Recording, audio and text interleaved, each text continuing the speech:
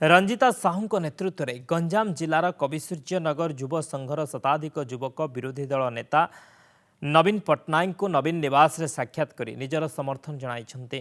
नवीन पट्टनायक युवक मानकु भल वार्ता देइछन्ते। नवीन को सुशासन पाई युवक माने धन्यवाद जणाइछन्ते।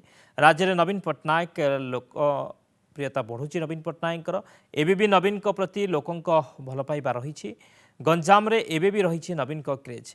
विजु जनता दल एक श्रृंखलित दल, तेणु समाज पाई सकारात्मक चिंताधारा रे काम करने को नवीन युवकों को वार्ता देइछन्ति।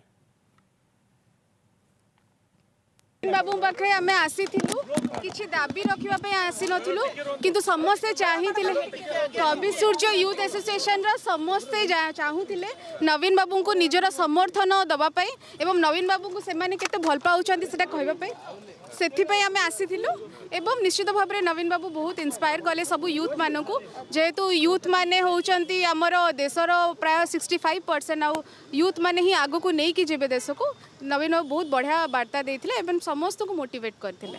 आमे खाली ग्रेटिट्यूड जणैथिलु तांकर जो सर्विस रही ओडिशा पय गोटे विजन रही गोटे से जो लीडरशिप देखैछन्ति जो सरकार रे लोक देखि पारु नांती आज दिन में से लोक फ्रस्ट्रेट हेले ग्राउंड लेवल रे एवं नवीन बाबू पाखु आसी कि से केते भल तांकर जो 24 वर्षर शासन केते भल चलतिला से ही आम यूथ माने कहिथिले एवं धन्यवाद जणैथिले।